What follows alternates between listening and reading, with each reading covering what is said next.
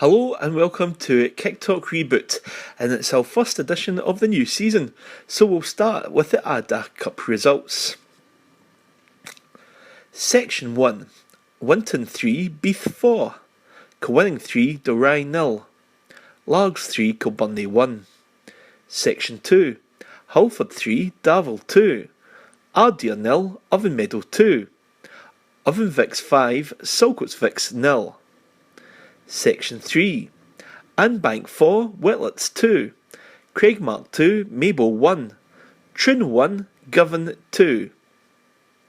Section 4, Cumnock 0, Auchinleck 1, Kello 5, Luga 0, Muirkirk 1, Glenafton 3. And now it's over to Stephen Bark, who was at Townhead Park for the All-Premier clash in the Ada Cup today between Cumnock and Auchinleck.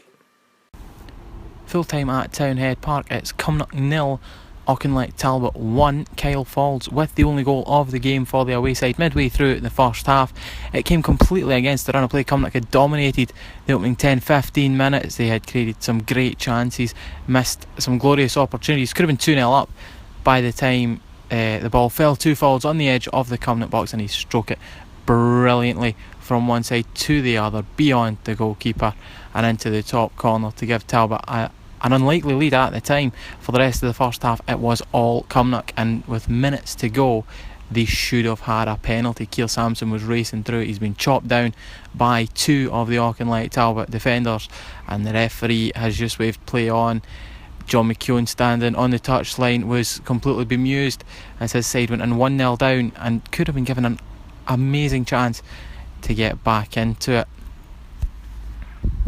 In the second half, Cumnock not quite as good as they were in the first half. They continued to create chances, missed a couple of great opportunities from inside the box, had the ball cleared off the line at one point and just could not get beyond Andy Leishman in the Talbot goal to make the difference and to get what would have been a deserved point, if not turning the game completely around. They just couldn't find that goal, and John McKeown said at the end of the game they had to be more ruthless, and they weren't today. Auchinleck Talbot recovering from a defeat midweek against Glenafton with, it has to be said, a much poorer performance but a much better result. I was at Barfields Park Largs, where the score was Largs Thistle 3, Kilbirnie Leadside 1. A double from Scott Adam and a goal from Martin Oa secured Thistle's second consecutive win in the Ada Cup campaign. Kilbirnie started well, with Finlay hitting the side netting after a corner from the right was headed on. Thistle opened the scoring in under 10 minutes as the ref spotted a handball in the Leeds side box, Adam converting from the spot. John Scullion passed up two good opportunities for the Blasties before winning a spot kick on 28 minutes as his legs got into a tangle with Thistle fullback Ian Fisher, and Scullion netted the equaliser. An acrobatic volley from Finlay after a Leeds side move down the right flew just over the bar as Kilbirnie had chances to take the lead. But it was Thistle who gained the upper hand, or getting on the end of a move from the left hand side to tuck the ball under the out-rushing keeper Kieran Hughes. Largs had keeper Ross Lundy to thank for a good block from a Leeds side breakaway, and Thistle made sure of the points as sub Joel Casabundai showed some brilliant touches down the left to reach the byline and slotted the ball to the on-rushing Adam to flick home from yards out. Casabundai could have put Largs further ahead, but blazed over from a great position. Largs soaked up some pressure in that first half though before taking control in the second to record an impressive win at Barfields Park. Final score, Largs Thistle 3, Kilbirnie Leadside 1. I'm now with Largs Thistle Assistant Manager Martin Crawford. So Matt, what was your take on that?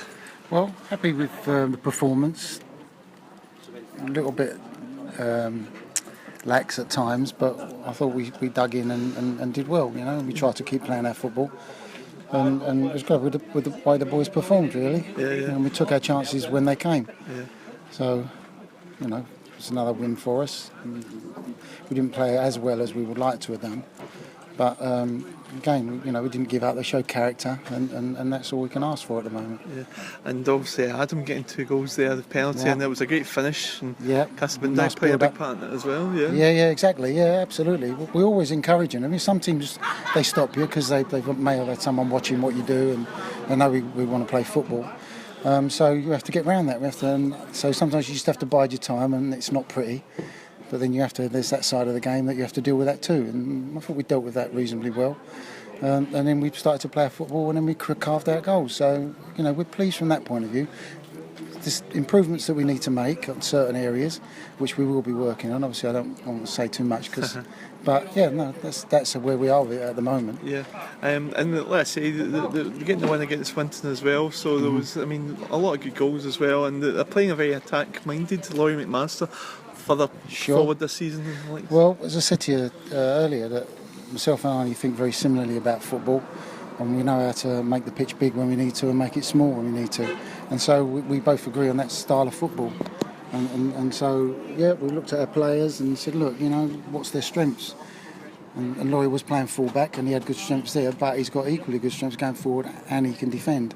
So now we've got two, plus Birdie, plus the additions. We carefully picked those guys. That's why we spent a lot of time out, going to games and come away empty-handed. But, we got what we needed.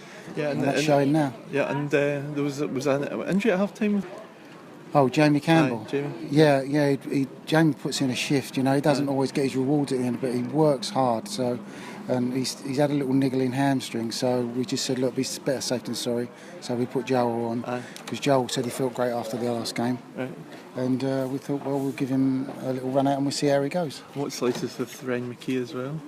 It's the same. His knee, I think he's going to go and have that looked at. I think he's going to get it scanned. Right, okay. Yeah, so it's not improving, and it's not swelling, so I'm just worried that, there's something not quite right in there. And what about Beef this week as well? That's going to be a tough one as well. That'll be a tough game. I'll be honest, I don't know much about Beef at the moment, but the way we look at things is we don't kind of set up for other teams.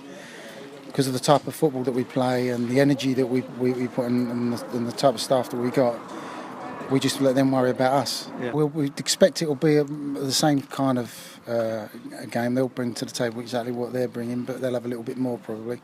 And so, again, it'll be another test. At the moment, we're passing the test. And what's encouraging is we're passing the test, but we know there's still more improvements that we can make. Sure. So we know that a higher level opponent, we will be able to match them. Sure. If the guys switch on to what we've been telling them. So excellent. Okay, Martin. No, great. All the best. Thanks very much. Cheers. I am now with Kilbirnie lead side manager Budgie McGee.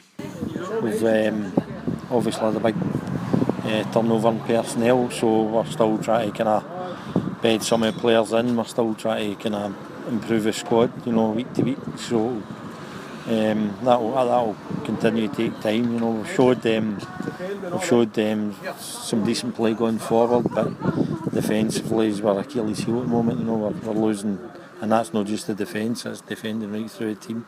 We're losing far too many cheap goals, and at times it's not just we're not just making it easy for teams to score against, and it almost seems as if we're actually giving them a few goals in a plate here and there. So we just need to keep working away with the boys and that. We're trying to encourage them to learn from the mistakes and hopefully the next couple of weeks we can improve on that front. Sure. Likes of today, Kilbirnie, I thought you're putting a very good shift, particularly in the first half. Maybe a bit disappointed, like you say, in terms of the goals, because Kilbirnie did have chances maybe even to go ahead at one point. Yes, I know. I think if you look at the game purely on chances, there's not a lot between the teams, but we just seem to be not punishing teams when we make the chances as much as we should, and at the other end we're also a wee bit too charitable with the goals we're giving up. So as I say, all we can do is just work away with the players. We'll get a good session in Monday training, but even the game against Kilbirnie on Wednesday, there's enough encouragement going forward, but we need to rectify the goals we're losing, and also we need to increase the amount of chances we're creating. So. Sure. Okay, Budgie, thanks very much. Okay, all the best. And now it's time for the Scores and Scorers Roundup. Beath came back from 3-1 down to win 4-3 at Winton Park. Struthers, Collins and Jamie McKenna won the score sheet for their Drawson side. McLaughlin, Collins and a double from David McKenna for Beath sealed the win. A Monty double and David Winter's goal secured a 3-0 win for Kilwinning over Dorey. So Buffs lead the way in the section on goal difference above Largs and Beath, all three sitting on 6 points. Oven Vicks wrapped up a 5-goal win over Saltcoats. All the goals coming in the opening hour. David Adams scored on 2 minutes and then notched another 3 goals, with David Smith also scoring. McTiernan scored both goals for Oven Meadow at Ardea. Vicks are on top spot on 6 points, with Halford on the same points total after their 3-2 win against Darvel. Now, Troon were turned over after leading 1-0 at half-time through McCready. Patterson on the 86th and Jardine on the 88th minute left it late for Govan, but they secured all 3 points and top spot in their section. And guess what? Last year's Scottish Cup and Premiership winners Glenafton are top of Section 4. After their great win against Talbot in midweek, they followed it up with a 3-1 win at Muircook. Ian McKnight and John Carter netting a brace. Thanks to all our contributors today: Stephen Bark, Martin Crawford and Budgie McGee. And that's it from me, Callum Corral. Goodbye.